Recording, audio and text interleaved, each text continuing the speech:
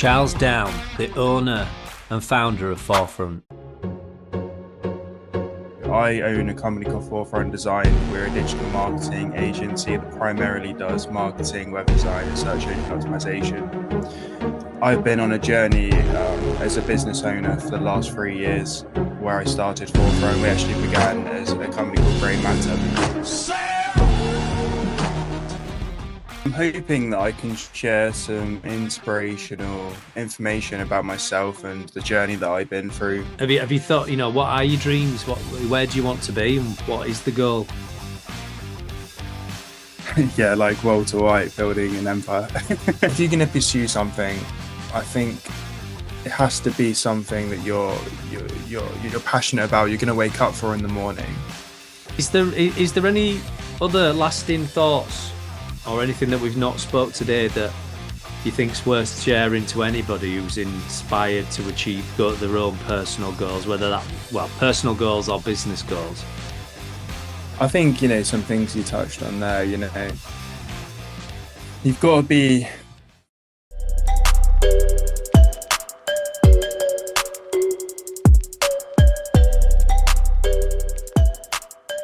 Charles, why would anybody want to click on this episode and listen to it all the way through? What would anybody get out of this episode? Yeah, I'm hoping that I can share some inspirational information about myself and the journey that I've been through. I think I'm definitely someone that wasn't self-actualized at all when I started. Definitely not now either, but most definitely not when I began my journey. So I think any just, regular person who's maybe unsure about maybe how to start a business or start a new career path that could be entrepreneurial, hopefully I can shed some light and knowledge on how they can go about that journey. Well, should we start there then? Do you want to tell people a little bit about who you are and what mission you're on personally and business wise, if you have one? Yeah, of course. So I own a company called Forefront Design. We're a digital marketing agency that primarily does marketing, web design, and search engine optimization. I've been on a journey as a business owner for the last 3 years, where I started Forefront. We actually began as a company called Grey Matter, but I thought the name Forefront was probably more relevant, so I ended up changing it a couple of years ago. Yeah, I've basically been on a journey to establish myself as a business owner. I was a project manager before launching my own business, and I was essentially working for a digital marketing agency that kind of operated e-commerce companies across the world. And I enjoyed it quite a lot. And it really kind of opened my eyes up to the fact that starting a business was quite an attainable thing for me. Before starting a business, doing that project management job, I didn't have much experience with client interactions or too much first-hand experience in a lot of different diverse industries in terms of just digital marketing and e-commerce. I did have previous experience running a music events business, running a furniture business, but I wouldn't say I had that kind of depth of experience. It gave me confidence I could execute my own business and, be comfortable with whatever company came to me and wanted my services. So I've basically been on a journey since leaving university. So at university, I studied team entrepreneurship as a bachelor's degree, and then I did a digital marketing master's at Bristol UE. And definitely when towards the latter end of those degrees, I started to realize that I kind of wanted to be an entrepreneur. A long time ago, I worked at Tesco when I was 16, 17, and a bit when I was 18. And I did very quickly realize that I don't think it was something that I wanted to do for the rest of my life. Sorry if that was my noise there. Yes, I didn't think it was something I wanted to do for the rest of my life. I felt like I wanted to work for myself and I wanted to control my own destiny. I feel like I've always been someone that I felt worked the extra mile when things were when I was working for myself, and I was kind of up against the wall. And even though that I did enjoy being a project manager, I didn't feel like it was something that was going to take me on the journey that I wanted to go on as an entrepreneur, and hopefully eventually to owning my own big agency. Sorry if I was going on a bit about that question, but No, no, not at all. I'm fascinated about what drives you. You know, where was it along that pinnacle point where you thought, I don't want to be an employee anymore. I want to set up my own business. What changed then? Yeah, I would say when I was about 6 months into being a project, so I was actually an SEO specialist for a financial company before that, and that was great for me. Just getting off the ground, having real world experience, executing these kind of services. When I was a project manager for around 6 months, I I was extremely motivated for the first 6 months, and I was working the extra hours and going the extra mile. I would say when I got past the 6 months, I was still doing my job and executing it well, but I wasn't that person that was necessarily going to stay, in after hours and, be available at all times on the weekend. And I just realized that I was kind of just plateauing and I didn't feel like I was really moving forward, even though that I was, still doing my job well. I kind of lost that spark for the job. And I felt like at a certain point, I'd either have to start my own company or probably move on to a better job in a different company. So I would say just, 6 months to a year in, I just realized that I, I, I just felt like I wanted to put everything into something that I felt like I was going to get out of it.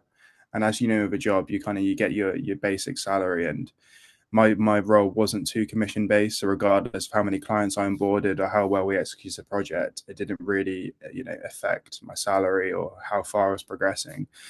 There wasn't actually that much progression within the company either. So I felt like I just needed to just move on to starting my own business. Mm. And what's life like now, being an entrepreneur? Yeah, it's very different. It's very different. So there's a lot more responsibilities, which has its drawbacks, of course. There's a lot more, I would say, just there's more general stress, but there's also more fire and motivation. So I think it kind of balances itself out. I would say, even though there wasn't much stress and pressure as a project manager, I wasn't as happy because I didn't really have that fire and I didn't feel alive doing it. I didn't have those highs like you do when you have your own business. I feel like you have higher highs and lower lows. And the highs as the highs as an entrepreneur is onboarding a new good client or executing a great project and having amazing feedback and taking on an employee, and those kind of things keep you going. Whereas I feel like as a project manager, it's just very samey and mediocre.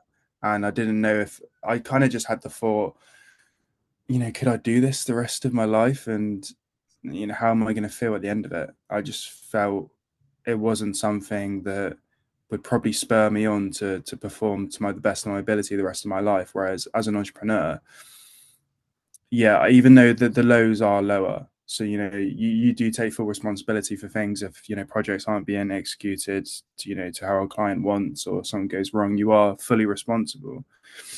But I think I generally do much prefer it because the highs are higher, and when you put more into the business, you get more out of it. So I just generally enjoy it a lot more. Mm. I think one of the things I want to talk through with you today is about goals and goal setting and how to achieve your dreams and how do we sort of break that down, moving forward.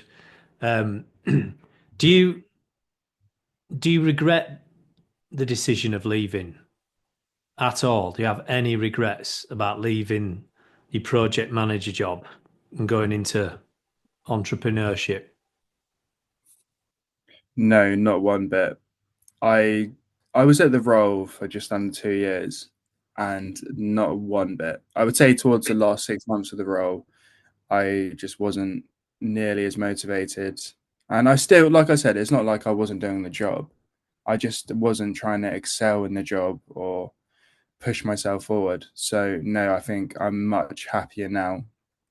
And I do like that kind of responsibility of everything kind of falls on your shoulders. I feel like I'm someone that kind of operates well in a crisis a little bit. I'm a little, I would say, I would consider myself a bit of a problem solver. But at the same, yeah, it's at the same time, it's there's no one telling you you need to do something. So you do need to have that kind of self discipline, and you have to take responsibility for the business and making sure that you're getting the projects done, you're pushing the business forward constantly. So what's the dreams then? Where, where do you see yourself in sort of like 5 years' time? And what is success? What's what is the dream? Is it money? Is it, financial freedom, if you will? Is it to be recognized more in the public? Is it to have an empire? Is it just to generally improve you as a person? What have you thought, what are your dreams? Where do you want to be and what is the goal? Yeah, like Walter White building an empire. Yeah, well, yeah. No, I would say it's a combination of the financial freedom, but also the literal freedom. So as a project manager, I had to be in an office a couple of days a week, and that meant that I kind of had to be close to the location and in the UK. So I would say it's a combination of just that autonomy and freedom to do whatever I want to do and be wherever I want to be. So potentially one day I would like to potentially work in a different country like Bali. I think as much as the UK is great and it's given me opportunities, I think I would like to go to a country like that and just experience a different kind of thing. So I would say it's just a combination of the actual freedom of your life, but also obviously financial freedom to be able to do the things you want to do, and make sure people close to you are comfortable and you're comfortable and your family's comfortable. Of course, I'm not. I don't think I'm too bothered about necessarily any fame or anything like that. Yeah.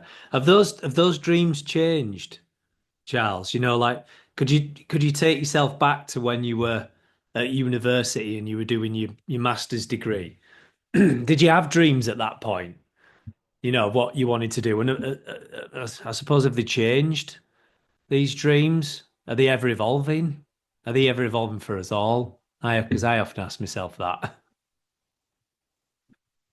Yeah, I would say I didn't have too many dreams when I was at university. At the time, things come on quite gradual. Like when I was doing my bachelor's degree, I thought even doing a master's would be a big dream. And then you're like, oh, launching any kind of business would be a big dream. And then you kind of reach the next thing, and then you kind of just set your next goal. So I wouldn't say I'm someone that's looked too far in the future like that, to be honest. I would say it's kind of a gradual thing. Um, just looking at, even though I said obviously freedom over my work and freedom of my life, that doesn't necessarily mean not living in the UK because, some of the people I looked at, so like a guy who owns a furniture company that I knew, and I thought it was just awesome how he could just go into his office and go into his own warehouse. So that's also something that I thought would also be a bit of a dream. Like, obviously I work remotely, but I think even just having an office would be quite a cool dream. But to answer your question, no, I didn't have too many aspiring dreams when I was younger. I don't think. I think it's just kind of setting your next goal when you reach one. And I guess that's kind of a good way of doing it, which is kind of breaking up your goals and not trying to set too big goals. I don't know if that's necessarily the right way of explaining it, but obviously just kind of setting smaller goals to achieve the bigger ones, I guess. Hmm. I know me and you spoke a lot about goal settings and what we want to achieve, later on in life. I mean, we talk a little bit more around achieving small. I mean, well, I always look at things as small goals, because we know when we spoke a lot about sort of the 1% sort of gains and the changes you can make day by day, even if it's just something really small. To me, I think they're probably the most important things to look at rather than long-term goals are great, but I don't think you ever really always, achieve your dream, do you? I think you'll dream of something, then you get it, and then you want something more. Um, do you think it's important to dream? Do you think it's important want something, to go for something, be passionate to achieve it. Do you think it's important to our core? Yeah. With businesses, they set their mission, vision, values a lot. And yeah, I think those things are actually amazing because your vision is that kind of, set in stone statement that you kind of guide everything by. And having that I think is really important. So it's not necessarily something that may be relevant to every single day, like your actual mission, but your vision, sorry. But it's looking at the bigger picture of things, and in those moments where you may forget why you're doing something, or you may be a bit unmotivated, I think going back to that vision is so important. I think it's quite easy to forget why you're doing things sometimes, especially in the heat of the moment. It's like when if you wanted to get in better shape, but when you're at the gym and you're in pain, it's hard to think about that. You're just thinking, I'm in pain right now.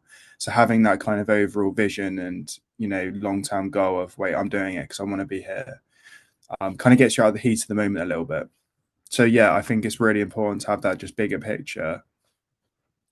Um, and your values, I think, are the things you just kind of like the value of the attention to detail and really being pinpoint on the small details. I think those are the kind of things, the values that will eventually lead to you achieving those big goals. And I know that's something we both speak about a lot because any big thing is just a combination of a lot of small things done right. And I think that's been, advocated by every big entrepreneur ever. It's something that really frustrates me when the small details aren't paid attention to, because what anything is a combination of small things. That's literally how the universe works. It's just a bunch of tiny cells there. So everything is just a bunch of small things done well. But yeah, I think I've kind of gone off your question a little bit, but I do think it's very important to have that overall long term goal and vision that will you'll be able to come back to when maybe you're a bit unsure of where you're going.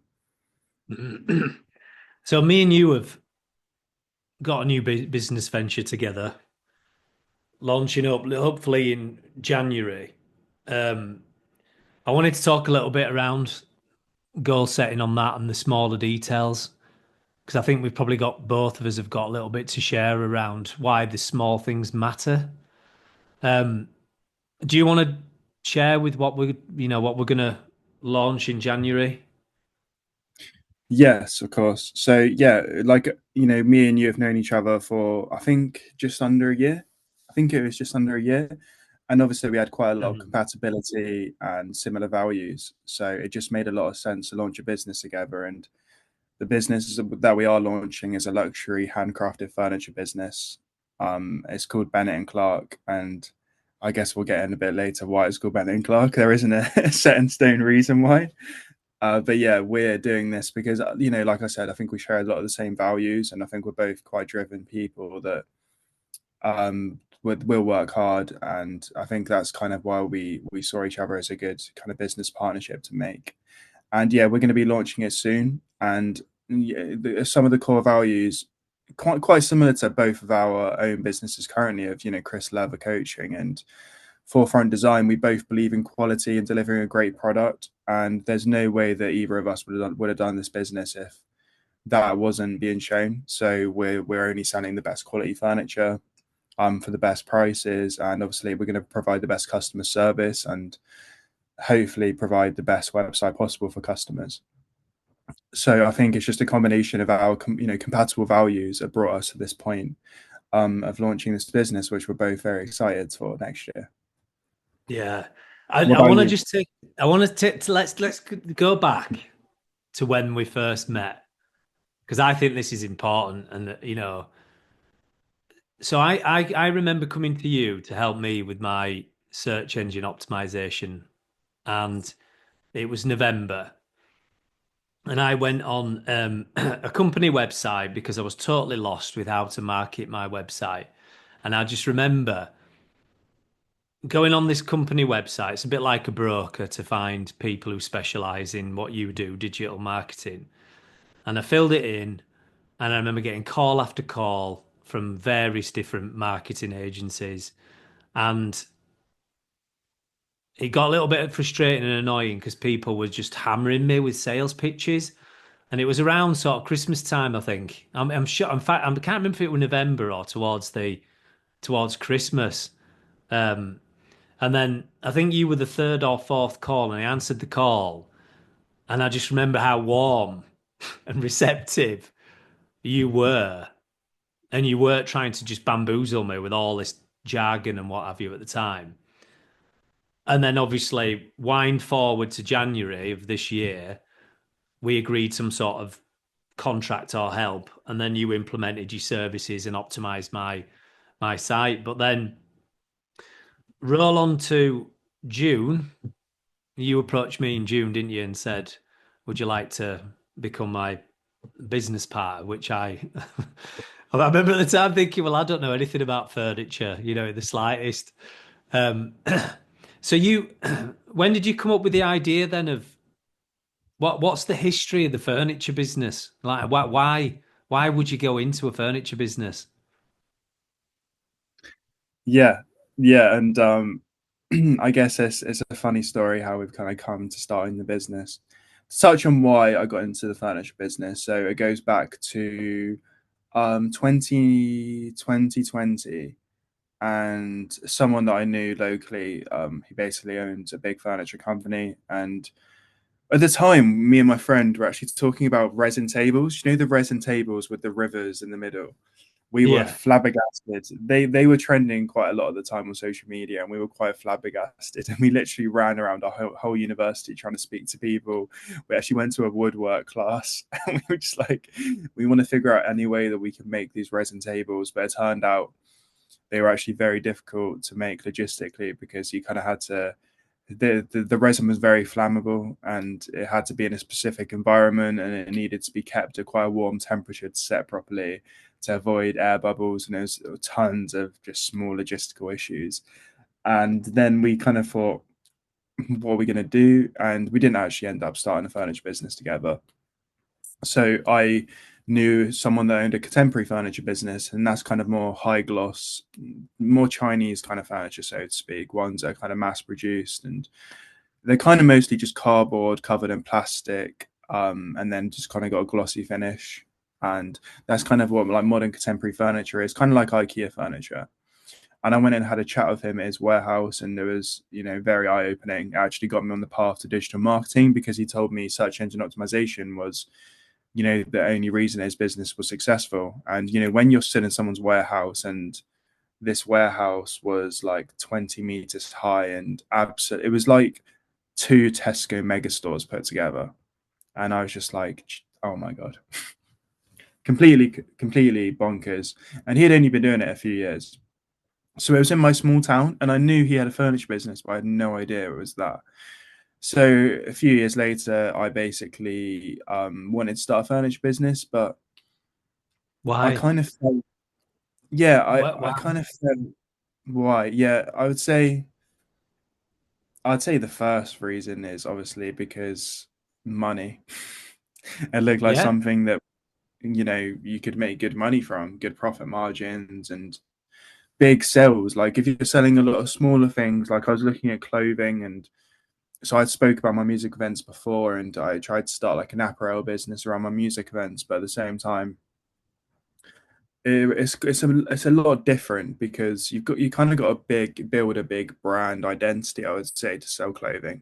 You can't just go directly into kind of selling a piece of clothing. You kind of need to translate why that's going to be a value, and what does this brand represent. Whereas with furniture, I would say it's a bit quicker because someone knows what they're getting. They're getting a Nordic coffee table that weighs this much and is made of this material, and they look at it and they like it.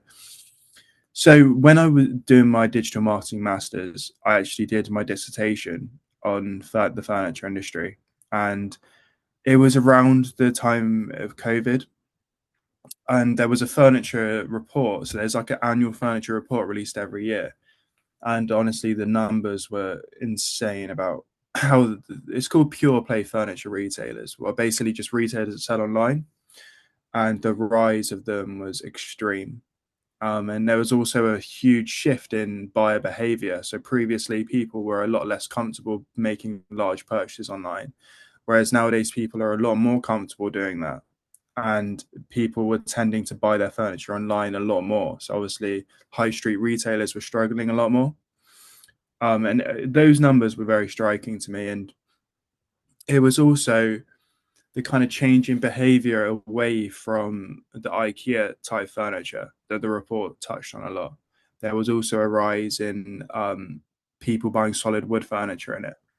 And I think it's because there's so much more longevity. Obviously, people have become a lot more wary of that kind of furniture that it doesn't last too long, as I'm sure you've learned a lot about as of late. And that was very striking to me. So two things it suggested was the online furniture industry is exploding, which was also, my source of my friend's furniture business also showed that because he doesn't have any stores. He's a pure play furniture retailer.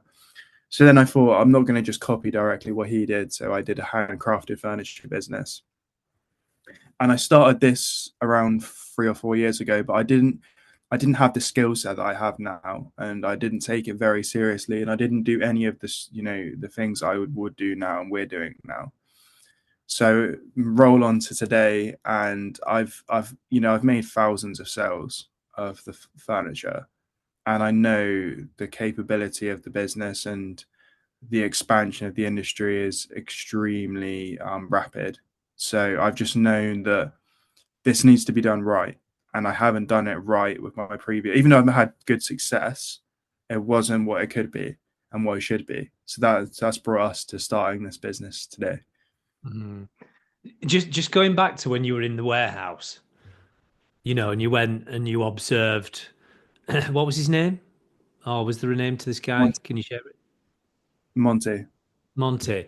So what inspired you about him? What suddenly made you Yeah. think, right, this is for me. This is what I want to do.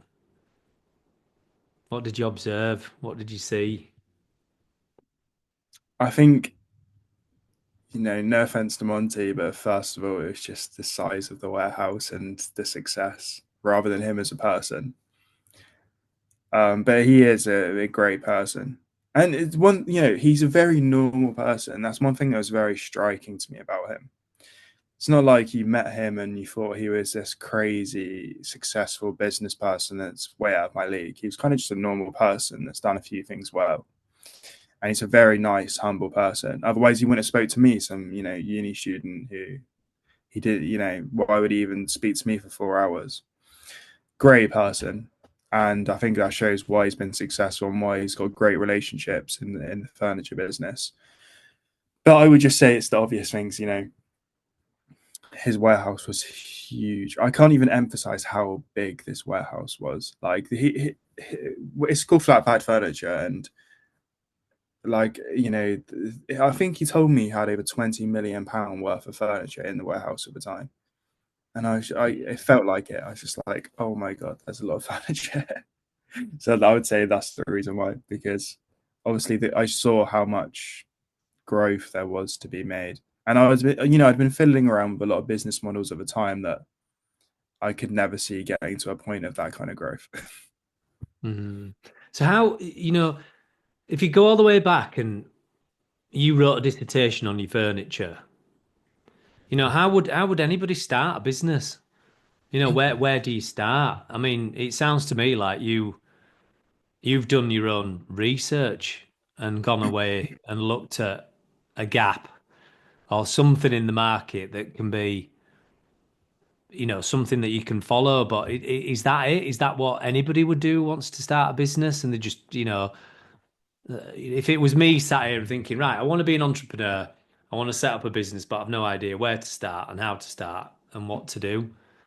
So is it just as simple as just researching like you've done with furniture, or is it more than that? Yeah, well, first I think you've got to look at the product. Are these products that you can make money from? What you got to do you got to do your research, your competitor research, your just market research, and everything. Are these products are going to be worth investing my time and my money in? is there money to be made? Who's currently selling the products? How much are they selling them for? What kind of profit margins are they making? What are they doing differently to maybe have more success than other people? When I looked at it, I realized that I've done a lot of market research. So firstly, you've got to look at suppliers. With furniture, you've got to figure out who's going to supply my furniture, because it's unlikely that you're going to be manufacturing it yourself. That's obviously a load more kind of logistical things you got to think about. So for me, I was thinking, what products am I going to sell? How much profit margin is there going to be made? How much can I put into marketing? So cost per acquisition. What kind of cost per acquisition would be profitable for me to acquire one sale? So I realized on a lot of these pieces of furniture, I could make around £50 per sale. So if I was willing to spend at least, £10 to £20 just to make one sale, I'd be making, £30 to £40 profit. So, those are quite important things to think about. But it depends on the kind of furniture you're selling. If you're selling in a very competitive, specific niche with like handcrafted furniture, you got to look at who else is selling the furniture. What is that brand doing differently? Can I separate myself from those brands? What kind of unique selling propositions? And it kind of, an important thing to remember is someone may be selling the same product for £190 and someone else may be selling it for £170, but the one for £190 selling a lot more. It's because people, first and foremost, they care about the brand they're buying it from rather than the price. And that's quite an important thing to remember. People buy from brands first and foremost, I think. They want to be able to trust you, and they want to look at other customers' reviews. So I think people get a bit of a wrong kind of idea of, I need to sell it cheaper than everyone else, but it's not necessarily the case. I think if you build a big brand image that's strong, then you can kind of, take the market, in your hand and do whatever you want with it. So let's talk about the brand. Bennett and Clark.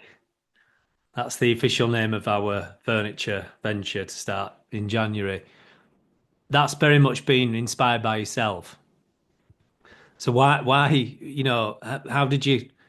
Because I mean, obviously, I've just rolled with. I've almost bought into your dream and what you want to achieve, and it is becoming my dream. It's almost as though you've got me on your boat, or a bus has pulled up at the bus stop, and you've shouted out the window, "Hey, Chris, do you want to come on my Bennett and Clark bus?"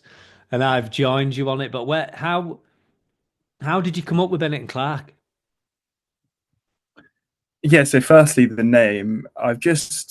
There's been a ton of brands that I've come across over the last few years, and I think a lot of furniture companies have quite cringe names, that don't represent luxury. And a lot of people, I've just come across a lot of brands, and I really do like the kind of double second name brands, like Barker and Stonehouse, or like, I don't even know if that's one actually, but like Fairfax and Favor. There's a ton of these brands, and I do like just what that represents. I don't, I think luxuryfurniture.net or something like that doesn't exactly represent luxury. So, and I kind of thought Leather's a great second name. So this is nothing to, It's a tremendous second. What do you mean? it's just amazing. But mine, I think, Slack. So, down and leather and down. It wasn't really hitting for me at the time. So I kind of just made it up. And yeah, so that's what kind of got us onto the name. And I've been selling this furniture before on different kind of e-commerce marketplaces and under another brand called Furniture House UK. Kind of just what I touched on. I don't think that name represents luxury. I think if I heard Furniture House UK, I'd be thinking more kind of cheaper IKEA contemporary furniture. So I realized the furniture I was selling was too good for that, and the furniture we're selling is the best furniture on the market. I'm not exaggerating that one bit. There'll be people selling this exact same furniture for 4 times the price that we are. So we could be selling, our bedside tables are genuinely the best bedside tables on the market, and that's not without a shadow of a doubt they are. and we'll be selling them for around £150, and they're very big. Completely handcrafted, made from hand, solid mango wood, Nordic style. The second you get the furniture, you're just kind of flabbergasted by how good quality it is. And I've got loads of the pieces in my house, and every time I've got a piece, I've just been completely flabbergasted by the quality. And on the flip side, when you get the cheaper furniture, you're flabbergasted in the opposite direction a bit. So I realized that there was a big brand that needed to be built around this furniture because it's such good quality. And if you can kind of reflect that in a quality brand and brand image, I think that's a recipe for success. So I think that's what's brought us there. Yeah. And I wanted to chat to you as well because I'm just curious. Well, I've been on this journey with you, I guess, but for the sake of the listeners and people who were, or whoever watching this at the time, we've done a lot of planning, haven't we? We've done from June to now. Do you want to, do you want to walk us through how that planning has sort of looked and why it's important to plan? Yeah, 100%. So obviously we've put a ton of planning into the site. We've got hundreds of pages besides from products. So including products, we've probably got nearly 2,000 pages. So we've obviously tried to cover every base imaginable, looking at it very holistically, from obviously a search engine optimization perspective and getting quick organic growth for the site so we can kind of save money on marketing down the road. We've obviously gone the complete extra mile with content around products and buying guides and just guides on everything, 0% finance and quality assurance, everything. So we've obviously taken a lot of time to make sure we're producing the highest quality content we possibly can. And then obviously we're looking at kind of creating the highest quality site we can. So that, the process looked at designing the highest quality site we possibly could on Figma first. And that process took a while because obviously there's a lot of trial and error and drafting up different copies of the site to make sure it's as good as possible. It's very, I feel like we've gone for the most luxury aesthetic possible, and it's difficult. It's one of those where it takes a long time and a lot of trial and error. And we basically just touched every base possible. We've kind of looked at it as we got to pay attention to every detail, otherwise there's no point in doing it. So that's what we've been doing. We've been plotting every move, and obviously we've drew up a marketing strategy that we're going to execute going forward. But I think that the overall value that we've shown throughout the whole thing is just paying very close attention to every detail. Yeah, because we both said, haven't we, that we could cut this short, do it in a couple of months, but Well, actually getting everything right and patience, in the build up to the launch is massively important. I think that's important in your health as well as business, but sometimes we just seem to want to, go straight past go immediately and collect our $200, as fast as we possibly can, don't we? But do you think there's anything that we could have done differently back in reflection?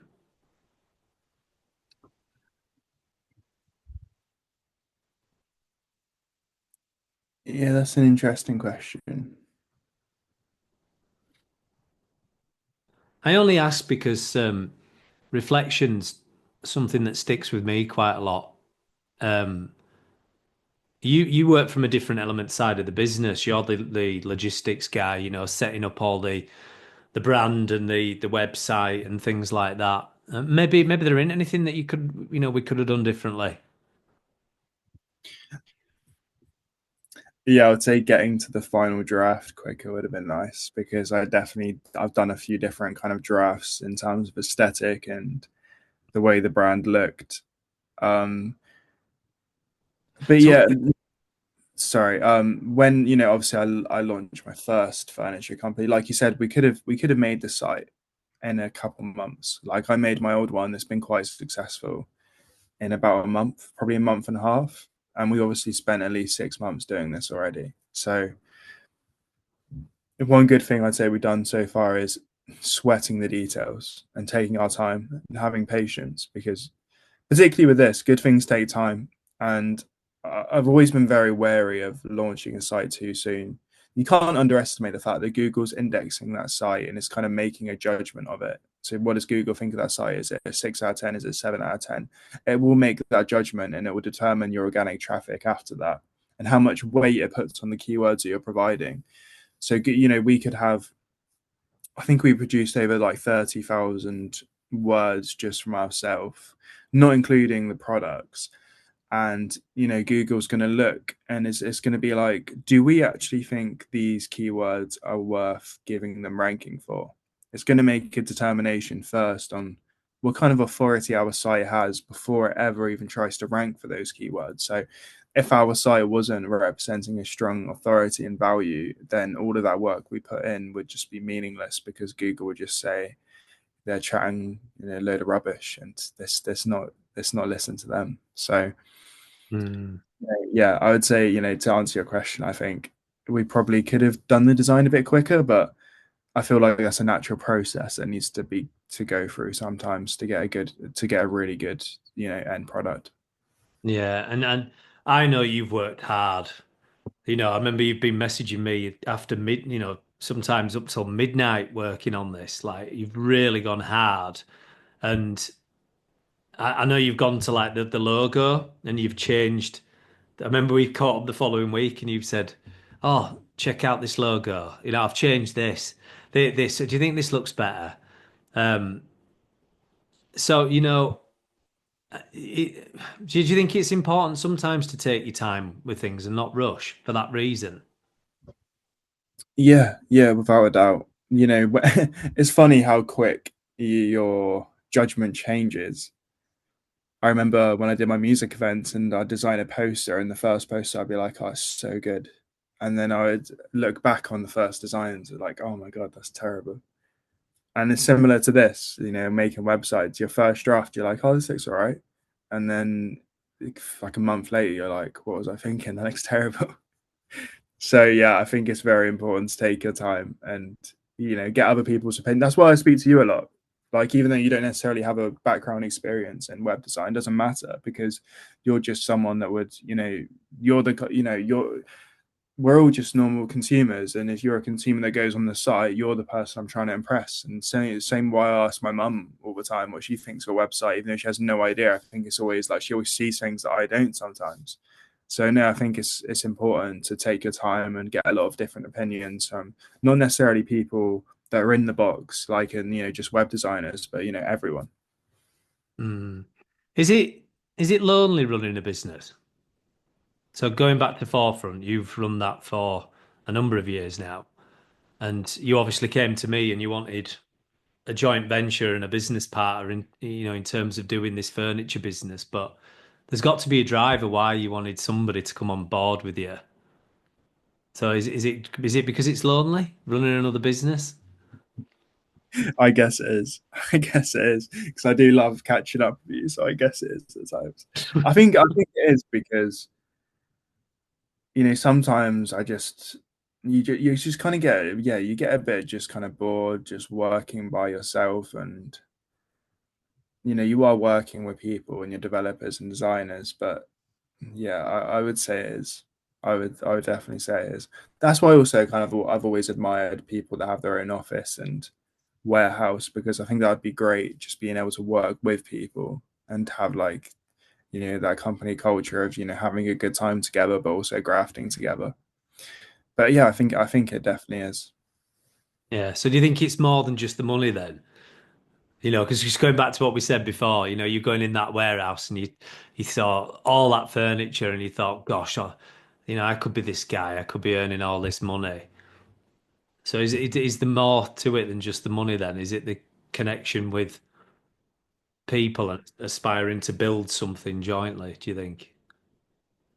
Yeah, well, I think it's one of those things where money isn't everything, and that's just, I think, always been something that I thought would be amazing. Just being able to help people and work with people and grow with people, and seeing people. Like, I've always been someone that's kind of liked helping people, I would say.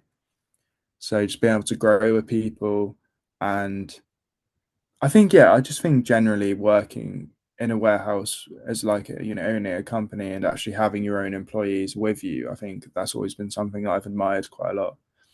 I think that'd be quite, obviously it's got its own stresses, and it's not always going to be smooth sailing and amazing relationships, but it's definitely something that I've always admired. Hmm. So we're January, potential launch date. What's the dream? What's the goal next for us? I think our immediate goal is just kind of getting on the road. Obviously, we've been planning to get on the road. We've been building our vehicle for our next destination. But at the moment, it's just getting on the road and building the most solid foundation we possibly can for success.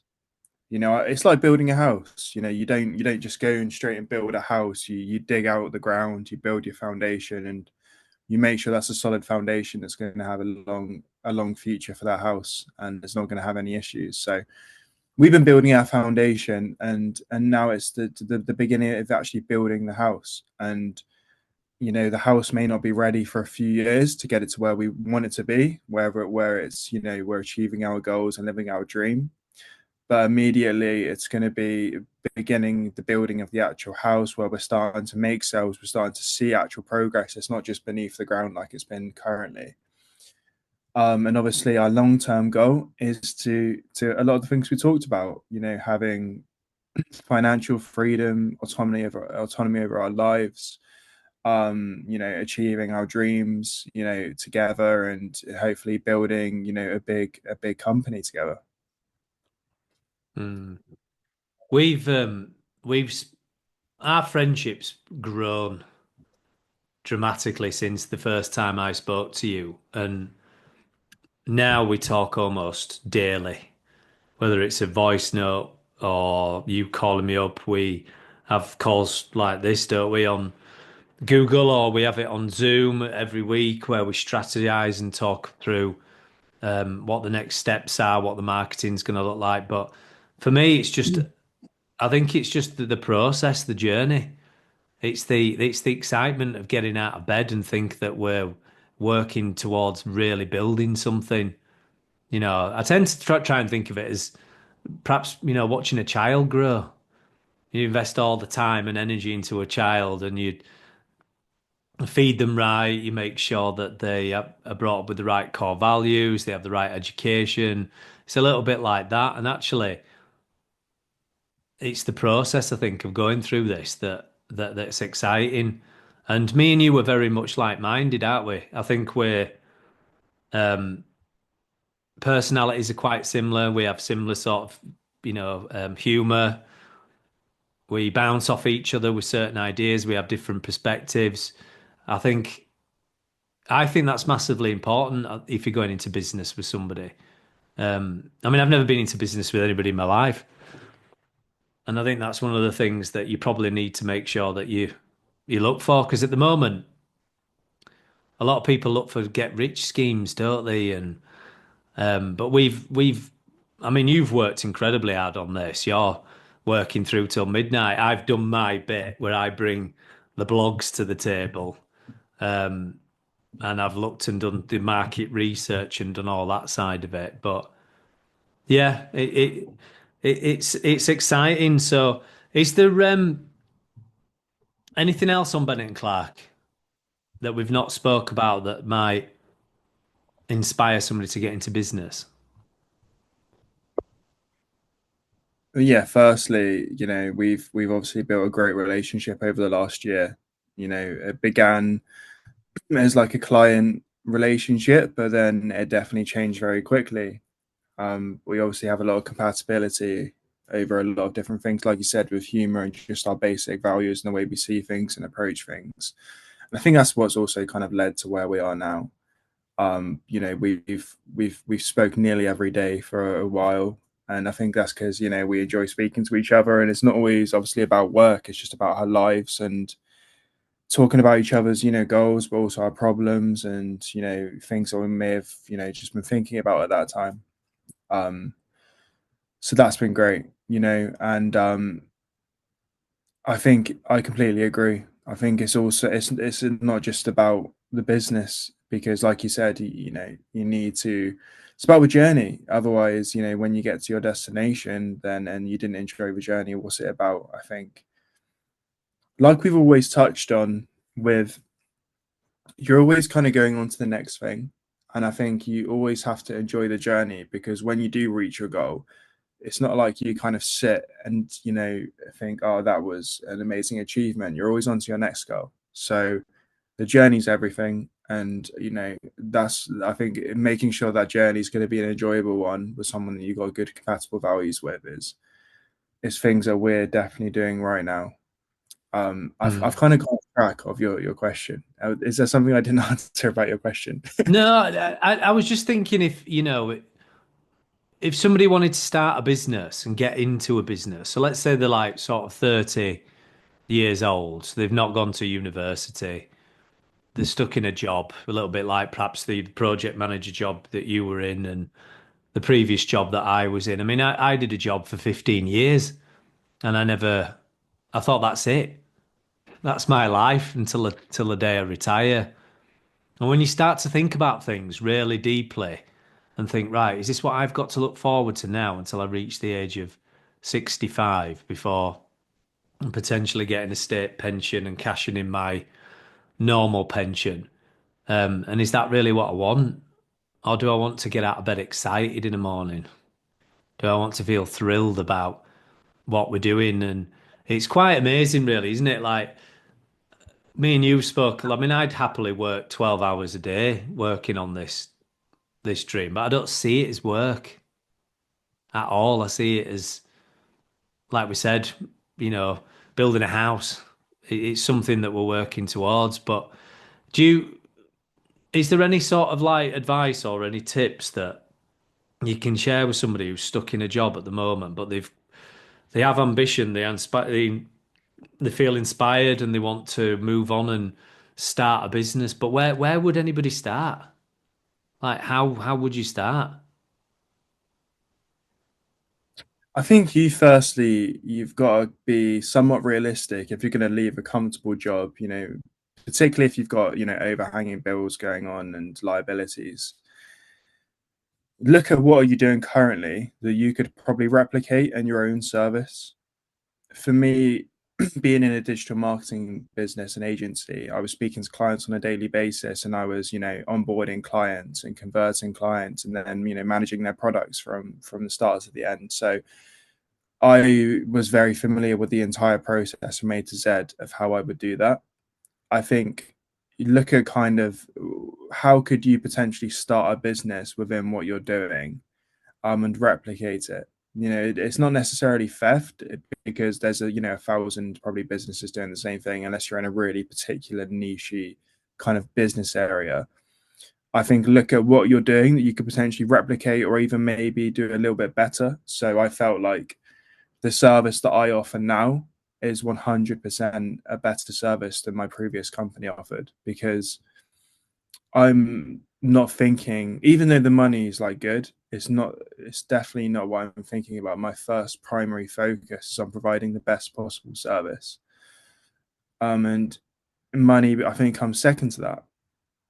I think that's a mistake a lot of companies make, to be honest. I think, you know, too much is about profit margins and money, whereas if you make the service as good as it possibly can be, I think the money is something that will come and people will be happy to spend and they're not, you know, as concerned about how much they're spending when they know that service is second to none and it's the best it possibly can be. So you know, I would look at what potential service could you do that you could potentially do better than what you're currently seeing being offered on the market or by your own company that you're currently working for.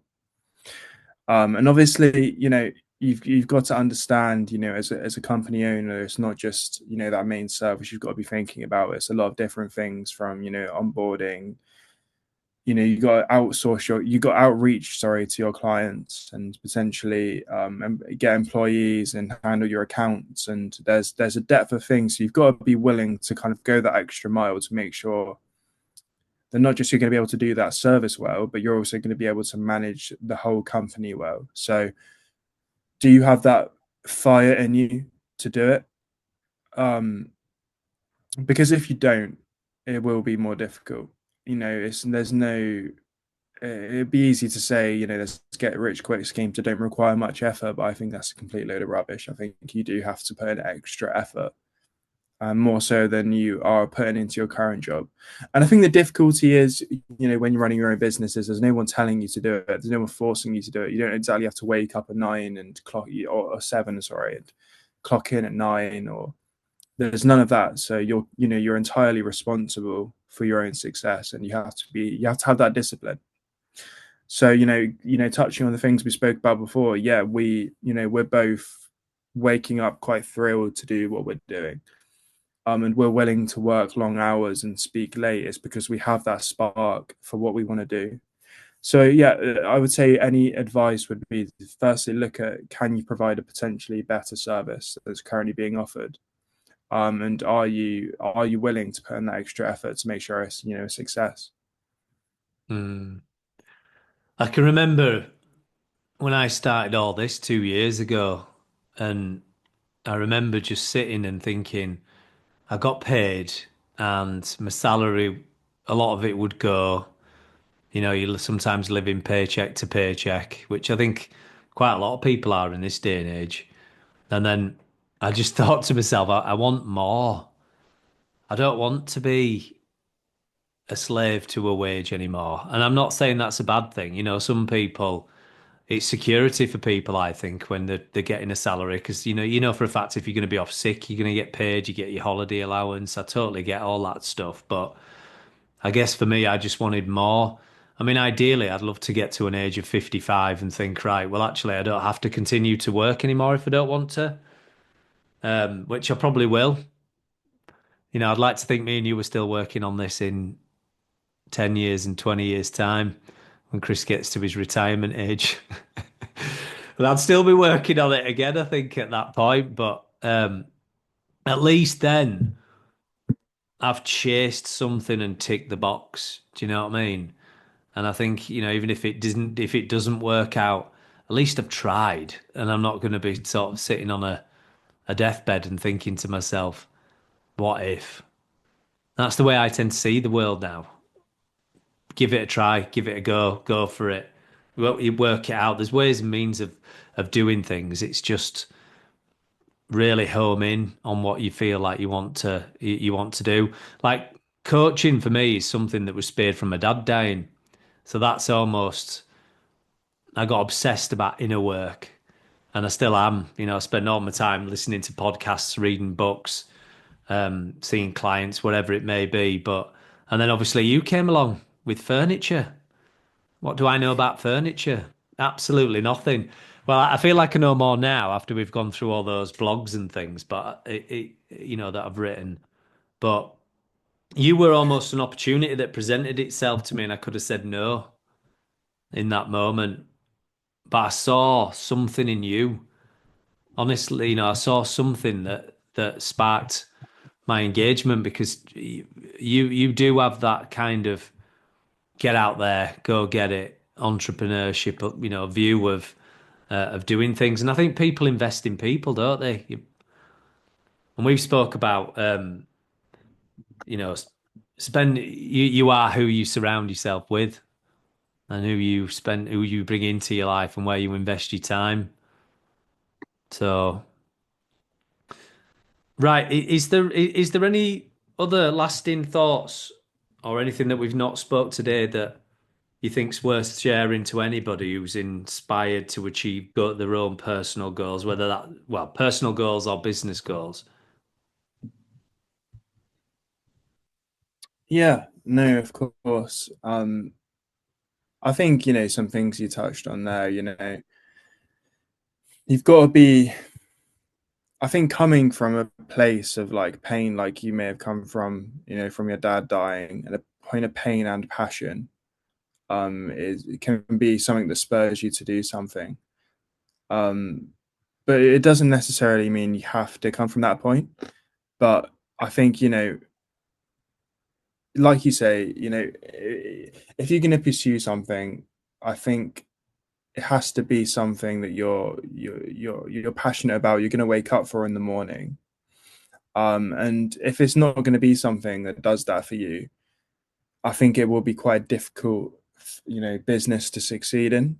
I think whatever business you do start, try and at least get something from it that's not just about, the money or what's going to be quickly tangible to you. I think it's a bigger picture. Like, you're saying, you're just going to give it's worth just giving it a go at something. And I think, that is quite a big thing alone. Just not having any regrets and, giving a go at anything that you want to do. Um, so I would say, get just if anyone's got anything they want to do or anything that's kind of been kicking around that they've had thought about for a few years, just do it. What is the worst that you can lose? You could even do it within your current job. You don't necessarily need to leave your job to start a business, even though you could do that. It does require a quite a substantial amount of risk, particularly if you've got kids and bills and overheads that you need to be paid every week and month. But my advice would be just to go for it. Go and try and make the first step. Go and speak to someone do your market research. Just get out there, and it's a better thing to do than be thinking what if later in life. I think it's not really a risk just to try starting a business and just trying and getting out there. Like I've shown throughout my kind of career so far. You learn on the job, and you achieve things without even realizing it, and you start stacking up things, and you can't even remember who you were a few years ago. So just get out there and try. Don't just leave it on the table. If there's anything you want to do, just go for it. And if it doesn't succeed, it doesn't succeed, but at least you tried. Hmm. So my closing question then is, if you were sat around a dinner table right now and you could invite three guests to this dinner table, who would it be and why? I think out of pure, well, dead and alive. Yeah, yeah, whoever you want. If you could have three guests sat with you, why would you want to spend an evening with them sat at a table? That's a good question. I'm a little bit of an Elon Musk fanboy. Yeah? I am. Yeah, he would be one person because I feel like he's just someone that I could ask endless questions to, just about anything. I've got so many questions about Mars, and I think maybe, do you know Brian Greene? He's an I don't. astrophysicist. No, I don't. He's an astrophysicist, and I love just hearing about space and black holes and realities and universes, etc. So I think Brian Greene, because I love hearing about that. I'd say Brian Greene, Elon Musk. All right, and you can be the third one. Oh, that's a very nice sentiment at the end. Why? Oh, you can enjoy it with me, and we can add Yeah. some of our amazing thoughts that we have every Thursday and every day now. Yeah, yeah. Well, we do have some very deep conversations.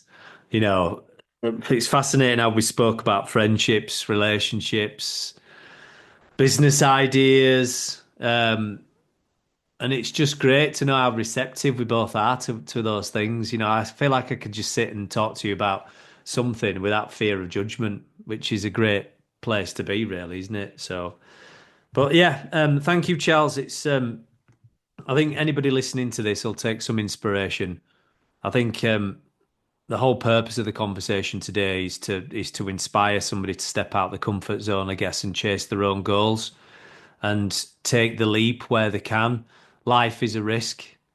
Um, I think we always sit with what we know to be comfortable at the time with less risk, but actually, I've learned now in the last few years, and certainly for the time I've spent with you, that actually risk is probably where success is going to come from.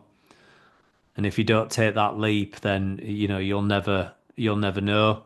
And I'm deeply looking forward to what work and what we can achieve in 2025 with Bennett and Clark. So thank you. You're a great person to be around, and you're very inspiring. So thank you very much for coming on.